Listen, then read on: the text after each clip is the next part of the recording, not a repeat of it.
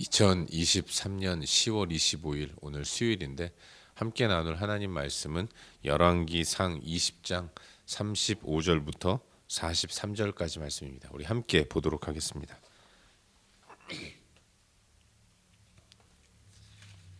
열왕기상 20장 35절부터 43절까지 말씀입니다.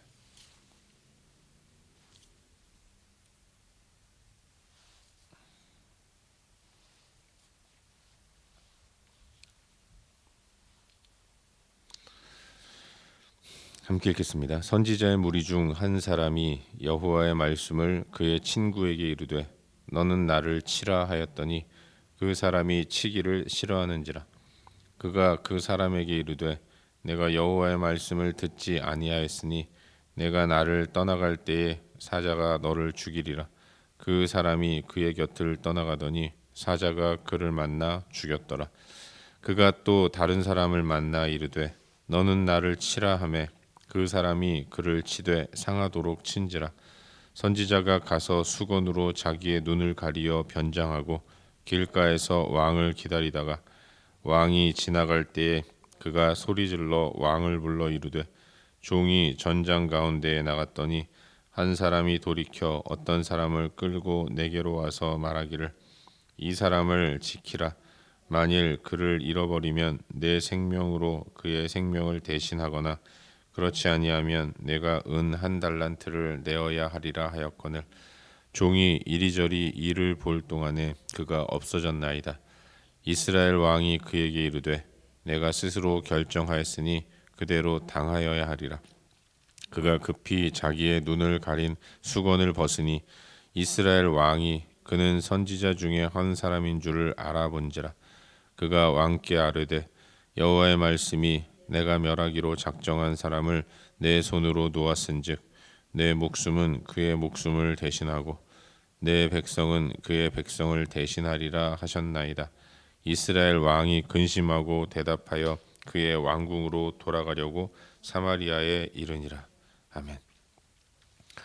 복된 새 하루가 시작되었습니다. 오늘도 하나님 안에서 복되게 살아가는 우리 모두가 될 수 있기를 바랍니다. 오늘 저녁에는 수요예배가 있는데 은혜를 사모하는 마음으로 다 참여하시기를 바라겠습니다. 우린 요즘 새벽 시간을 통해서 열왕기상 말씀을 함께 묵상하고 있는데 오늘은 어제에 이어서 방금 읽은 말씀인 열왕기상 20장 35절부터 43절까지의 말씀을 살펴보는 가운데 우리에게 주시는 은혜와 도전들을 함께 나누기 원합니다. 어제 묵상한 본문은 조금 석연치가 않았습니다. 아람과의 전쟁에서 승리한 것까지는 좋았는데 그 이후에 왕 아합이 보여주는 행동이 하나님 앞에서 잘못된 모습이었다는 것을 알 수 있는 거죠.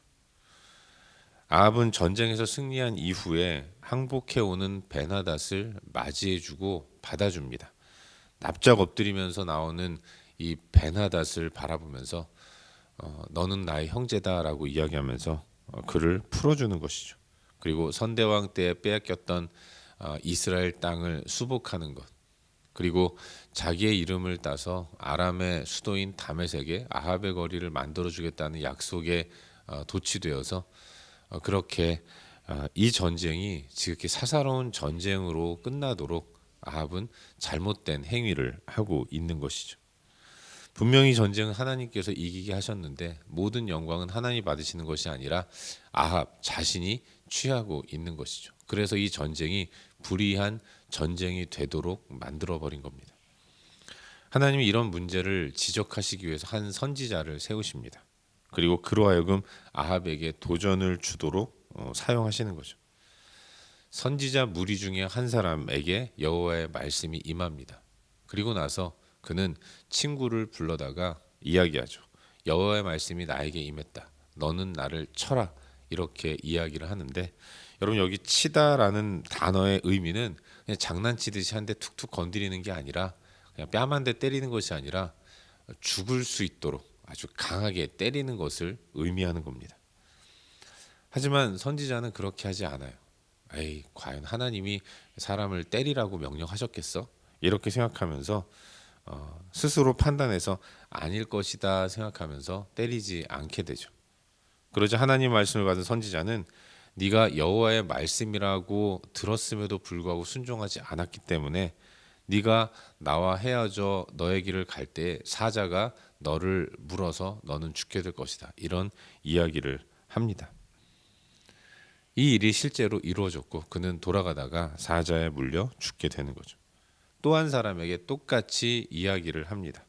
이번에는 그 선지자의 또 다른 친구가 여호와의 말씀이기 때문에 순종을 하는 것이죠. 한 사람은 여호와의 말씀이지만 순종하지 않았고 또 두 번째 하나님의 말씀을 들은 이 선지자가 이야기할 때 그 말을 들은 또 다른 사람은 여호와의 말씀이기 때문에 순종을 하게 되는 거죠. 이 일이 있은 후에 선지자는 수건으로 맞아서 상처난 자기의 눈을 가리면서 변장을 하고 길에 서 있다가 아합 왕을 기다리고 있다가 아합이 지나갈 때 소리를 질러서 그를 불러 세웁니다. 그리고 그에게 비유로 이야기를 하죠. 내가 전쟁에 나갔는데 한 사람이 어떤 사람을 끌고 와서 나에게 말했습니다. 이 사람을 지켜라. 만일 그를 잃어버리면 네 생명으로 그 사람의 생명을 갚아야 한다. 아니면 은 1달란트를 나에게 주어야 한다. 이렇게 이야기를 하고 갔다는 거죠. 그런데 이 사람이 그 포로와 같은 그 사람을 맞고 지키고 있다가 자기 일에 정신이 팔려서 그만 그 사람을 놓치고 말았던 거죠. 잃어버리고 말았습니다. 이때 왕은 어떻게 판결하실 겁니까? 라고 물어보자 이 말이 끝나기가 무섭게 아합은 너무나도 단호하게 그를 놓친 것에 대한 책임을 져야 한다. 죽든지 은 1달란트를 갚든지 그렇게 해야 한다고 너무나도 당당하게 이야기하는 거죠. 바로 이때 선지자는 수건을 벗고 자기 얼굴을 보이면서 친구에게 맞은 상처를 보이면서 아합한테 이야기합니다. 이 일은 당신의 이야기입니다. 하나님께서 베나닷을 당신의 손에 붙여 주셨는데 하나님이 당신에게 맡긴 이 베나닷 당신은 그래서 하나님으로 인해서 승리를 했는데 왜 승리한 이후에는 당신 마음대로 그를 풀어주고 그에게 자유를 줍니까? 그를 살려서 고향으로 돌아보낸 것 이것이 당신이 판결한 대로 죽음을 당하거나 은 1달란트를 갚아야 할 만큼 죄가 되는 것입니다. 이렇게 이야기를 하는 거죠. 그리고 하나님의 뜻을 선포합니다. 여호와의 말씀이 내가 멸하기로 작정한 사람을 네가 마음대로 살려 주었으니 네 목숨은 그의 목숨을 대신하고 너의 백성은 그의 백성을 대신하리라. 이런 무시무시한 심판의 메시지를 이 선지자는 아합에게 선포하는 거죠. 이 말을 들은 아합은 자기의 행위가 크게 잘못되었다는 것을 깊이 깨닫고 그때부터 이 두려움 가운데 근심하고 답답한 상태로 궁이 있는 사마리아 성으로 돌아가는 것이죠. 이것이 오늘 우리가 함께 살펴보고 있는 본문의 전반적인 내용이고 오늘도 이 말씀 가운데서 한 가지만 함께 살펴보는 가운데 우리의 기도 제목으로 삼고 함께 기도하기를 원합니다. 오늘 나누는 본문 가운데서 39절과 40절 두 구절 말씀을 함께 읽도록 하겠습니다. 39절과 40절입니다. 함께 읽겠습니다. 왕이 지나갈 때에 그가 소리질러 왕을 불러 이르되 종이 전장 가운데에 나갔더니 한 사람이 돌이켜 어떤 사람을 끌고 내게로 와서 말하기를 이 사람을 지키라. 만일 그를 잃어버리면 내 생명으로 그의 생명을 대신하거나 그렇지 아니하면 네가 은 1달란트를 내어야 하리라 하였거늘 종이 이리저리 이를 볼 동안에 그가 없어졌나이다. 이스라엘 왕이 그에게 이르되 내가 스스로 결정하였으니 그대로 당하여야 하리라. 아멘. 여러분 우리 인간에게 아주 나쁜 습성이 하나 있는데 그것은 나에게는 관대하지만 다른 사람에게는 너무나도 철저한 이런 모습을 가지고 있다는 겁니다. 요즘에 이런 걸 가리켜서 내로남불, 내가 하면 로맨스고 남이 하면 불륜이다 이렇게 이야기들을 많이 하는데 우리 인간 가운데 그런 모습이 있다는 거죠. 여러분 아합은 그와 같은 모습을 오늘 본문을 통해서 보여주고 있습니다. 아합은 자기 이야기를 하고 있는 줄도 모르고 너무나도 냉정하게 다른 사람의 일이다 생각하면서 아주 단호하고 냉정하게 정죄를 하고 있는 거죠. 하나님은 아람 왕 베나닷을 아합의 손에 붙이셨습니다. 이건 하나님께서 아합을 사용하셔서 악한 아람 왕 베나닷을 심판하시는 거예요. 하나님의 심판을 대신해야 할 사명을 맡은 사람이 아합이었던 것입니다. 그래서 이 전쟁은 처음부터 아합의 전쟁이 아니라 하나님이 행하시는 심판이었다는 것을, 아람과 그 왕 베나닷을 향한 심판이 이 전쟁의 성격이었다고 말할 수 있는 것입니다. 그렇기 때문에 이 말도 안 되는 전력을 갖고 있음에도 불구하고 절대 열세인 이스라엘이 승리할 수밖에 없었던 거죠. 하지만 아합은 그렇게 생각하지 않았던 것 같아요. 머리 숙이고 항복하며 나오는 베나닷을 바라보면서 승리감에 도취되어서 내가 이겼구나, 내가 이겼으니 저 사람이 나에게 머리를 숙이며 나오는 것이구나, 이렇게 생각하면서 하나님께서 그에게 맡긴 사명은 나몰라라고 그저 자기가 얻은 승리라고 여기면서 승리의 도취감에 빠져서 그저 마냥 기뻐하고 사명은 망각하는 모습을 보이고 있는 겁니다. 그가 준 과거의 선대왕 때 빼앗겼던 이스라엘 땅을 수복하는 것, 여기에 기쁨을 누렸고, 베나닷이 다메섹에 자기 이름을 딴 도시를 만들어 주겠다는 것에 즐거워하면서 그는 자신의 사명인 베나닷 처형하는 이 일, 하나님께서 맡기신 이 일은 나몰라라고 전혀 의지를 나타내지 않았던 겁니다. 아마도 아합은 자기 앞에 백기투항하는 아람 왕 베나닷을 보면서 이 정도면 됐지, 충분해, 그러면서 만족했을 겁니다. 하지만 마음 한켠에는 이래도 되나? 이런 마음이 있었을 거예요. 그러다 또 마음이 변합니다.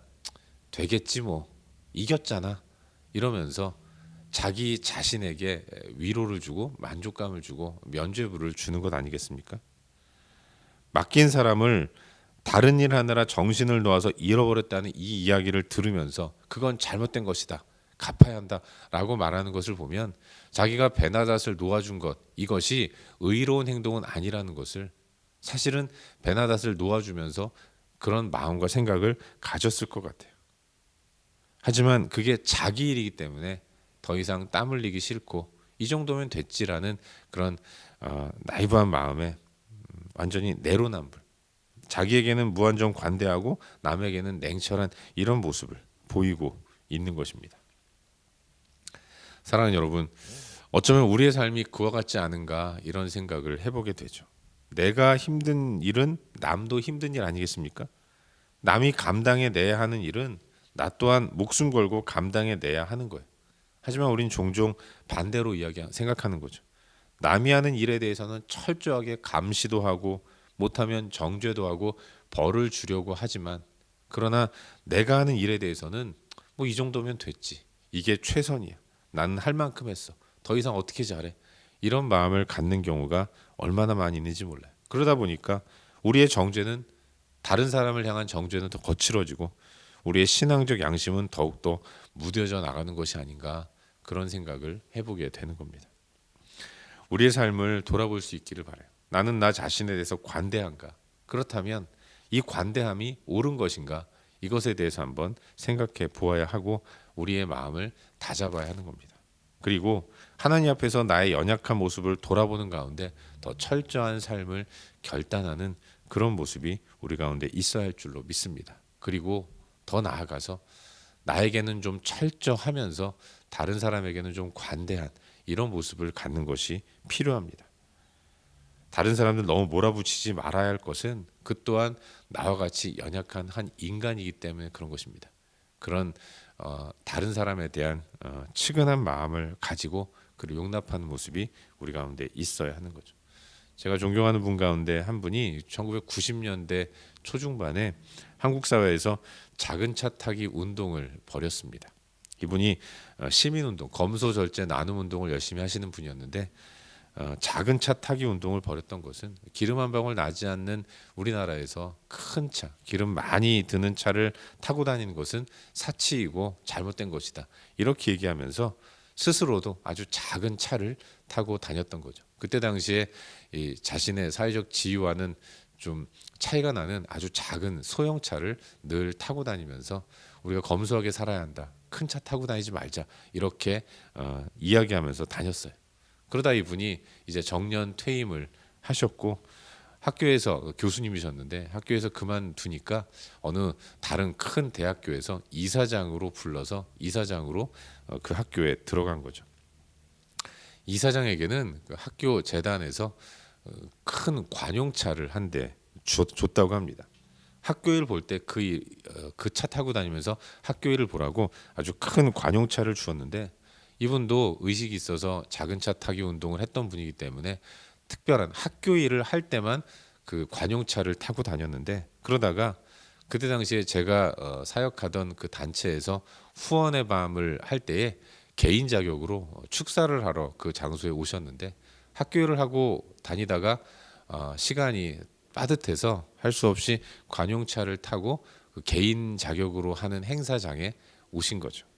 그리고 나서 축사를 하면서 자신의 부끄러운 모습을 밝힙니다.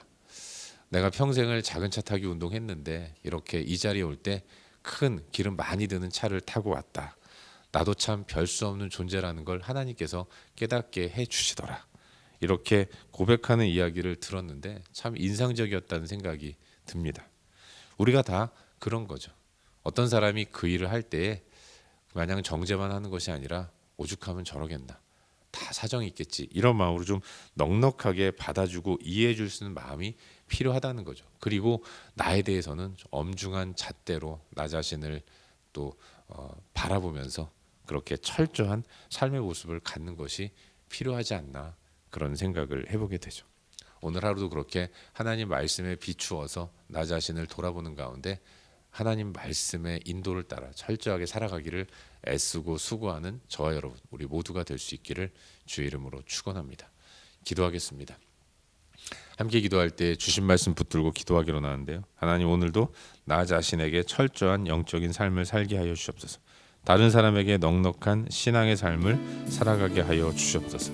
이 시간 주신 말씀 붙들고 함께 기도하시기를 바라고 또 여러 중보할 영역들을 위해서 기도하신 이후에 각자 개인적인 기도 제목 가지고 기도하시다가 일상의 삶의 자리로 나아가도록 하겠습니다. 함께 기도합시다.